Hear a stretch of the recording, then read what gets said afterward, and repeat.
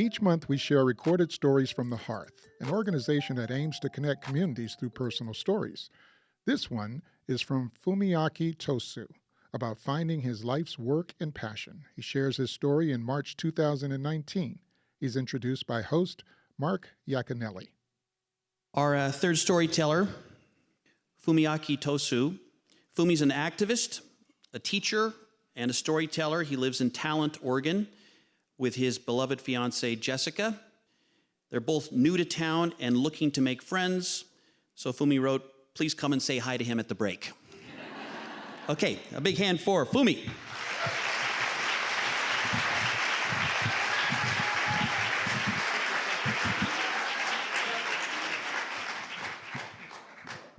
I am perhaps the tallest Japanese man, certainly in Ashland.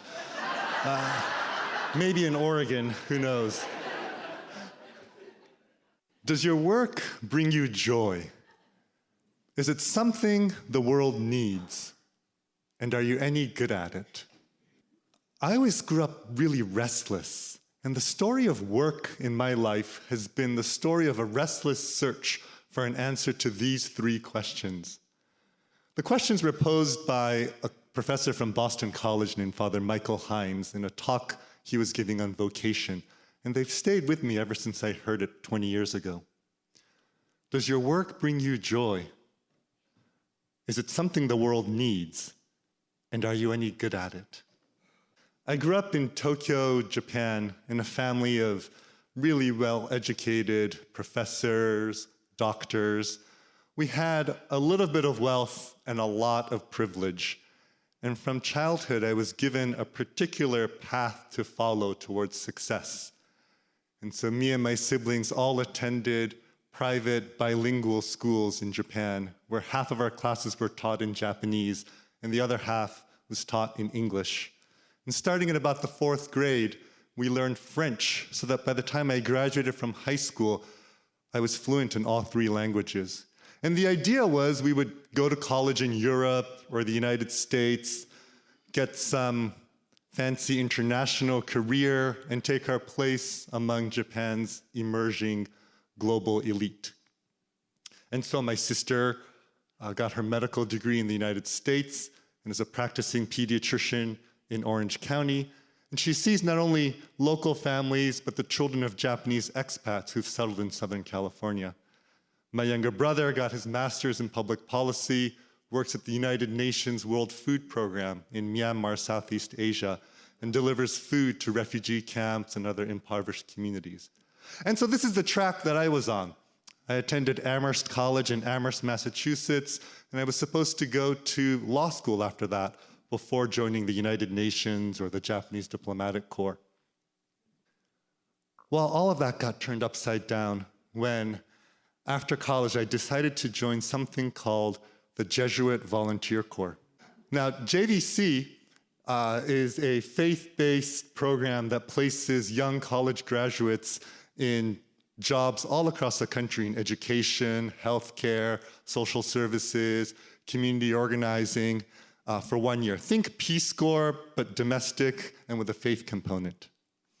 Now, I was never a community service or social justice guy in college, and I joined JVC for one reason, and one reason only. You see, in addition to gifting us with the best education available, my parents had also brought us all up Catholic. Now, by the time I graduated from college, I didn't know what I believed or if I believed.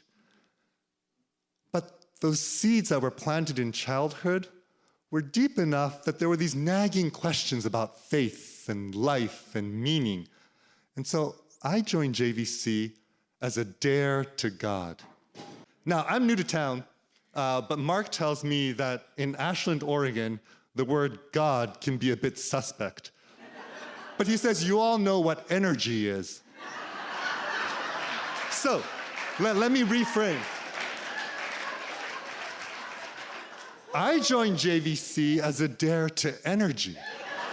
And I said, energy, I don't know if you're for real. I can't see you or hear you or touch you, let alone know if I can stake my life upon you.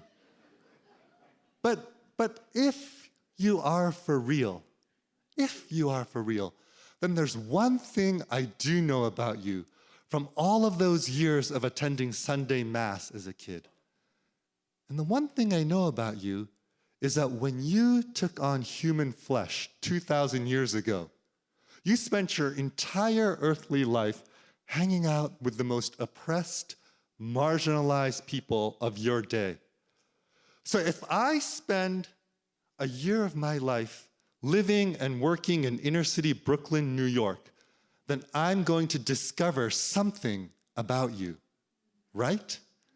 And if not, I'll have given a year of my life to this, and I'll wash my hands clean, and I would have happily moved on. And that was how I ended up at PS 372 at 27, a public school in the Red Hook neighborhood of Brooklyn, New York. Now, this is in 1999, before Brooklyn was hip and Red Hook was gentrified. And so I was assigned to a special education program for severely emotionally disturbed children. These are children who carried so much pain and hurt from emotional abuse and neglect that when they couldn't figure out a math problem, they would instead of raising their hand to ask, they would charge at each other with sharp objects or overturn their desks and storm out the classroom. My job in all of this? Crisis intervention specialist. Now, in the great tradition of first jobs out of college, I was woefully unprepared. And so I would listen for screams or thuds in the 4 classrooms that were assigned to me, and I would rush in and I would tear a child away from a radiator, perhaps, where he was banging his head as hard as he could to hurt himself. And I would do what they called a physical restraint, a safe hold on the child for 5 minutes, sometimes as long as 10 or 15, once 45 minutes. As they flailed their arms and legs uncontrollably in rage and pain and hurt, all I wanted to be able to do was somehow absorb some of their pain into my own body. As difficult as that year was, I did discover something of God. I didn't come to Jesus or have an ecstasy of salvation kind of moment. It was more like getting a glimpse of the heartbreak of God at the suffering of her children. I knew that the rage and sorrow I felt was a reflection of the tragic heartbreak of divine energy. And within it, I discovered joy also. Not joy as the rush of a new crush or the excitement of a trip abroad, but the joy that comes from authentic connection with another human being, with a student in the midst of all the pain. And so that altered that path and trajectory that I had been on. It turned my world upside down. And I decided to chuck my law school applications and go study theology in graduate school. It felt like a good way of getting an intellectual foundation for my newly found interest in my faith. That was when I received a typed, single-spaced, 8-page letter from my mother. In this letter, she talked about how my decision not to go to law school was, quote, the first crisis of her motherhood. And she ended the letter by asking, and do you plan to live with poor people forever? I was devastated. I cried and cried as I reread this letter over and over, in part because I so craved my mother's approval, but also because in reading her words, I realized that her concerns were my concerns. And that she wasn't the only one that wanted the prestige and status that comes from a Harvard or Yale law degree. I wanted that. And she wasn't the only one that wanted the comfort and security of a job at the United Nations. I wanted that.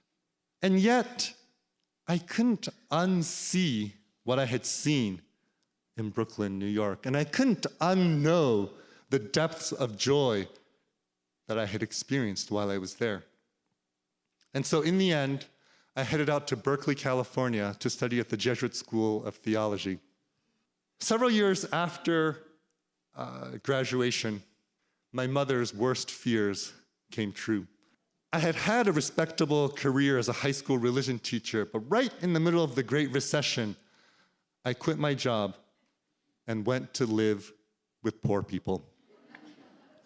That restlessness had emerged again. I had been looking around and I had found and decided to join a radical alternative community called the Catholic Worker in San Jose. Some people know it.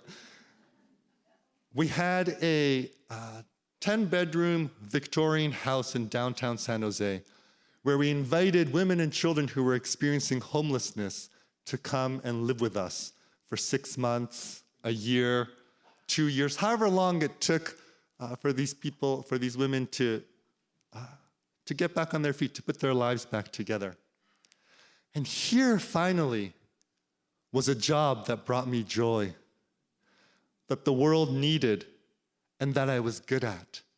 And I was good at it not because I had a master's degree or because I spoke 3 languages, 2 of which no one else in San Jose spoke. I was good at it because I could take a meal for 10, and if there was a last-minute surge of dinner guests, turn it into a meal for 20 in about 10 minutes. I was good at it mostly because I was there and showed up every day. And the women and children who led otherwise chaotic lives could count on me to be there at 318 North 6th Street whenever they came home. And so we would gather around a big dining room table 5 nights a week for family-style dinners, and we'd share stories from the day and support each other, and we'd help the children with schoolwork, and we'd support our women as they looked for jobs with justice. And I loved it. And the joy I experienced during my 6 years at the Catholic Worker was something that others could see, including my mother. And so on one trip, when I was visiting her in Tokyo, she dropped me off at the Tokyo airport at Narita on the way back. And she looked me in the eyes and she said, "You know, Fumi, if you were anybody else's son, I would go up to that mother and say, 'You have done such a wonderful job raising your son. It's just that you're my son. And so I worry about mundane things like your financial stability. But I want you to know how proud I am of you.'" And that was a breakthrough moment for us. A few years later, she actually volunteered to come live and work with me at the Catholic Worker for 2 weeks. And one day, we got a donation of about 20 large round table pizzas, way more than we could consume in the house. And so I threw the pizzas in the back of our pickup, invited my mother to come along, and drove around the neighborhood to various homeless encampments. And I will never forget the sight of my mother, impeccably and elegantly dressed, walking through homeless encampments, knocking on tents, pizza in hand. About 9 months ago, I left that life at the Catholic Worker and moved here to Ashland, Oregon.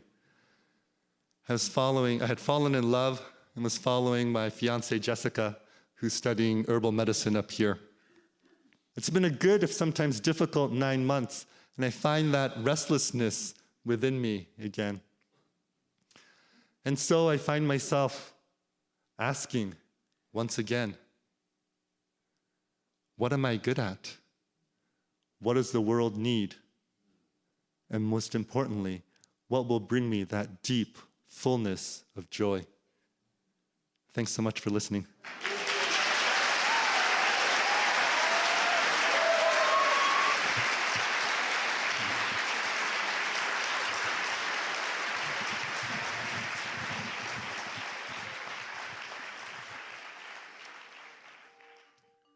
Fumi now lives in Portland, Oregon. He's the founder of the intentional community Dandelion House Catholic Worker.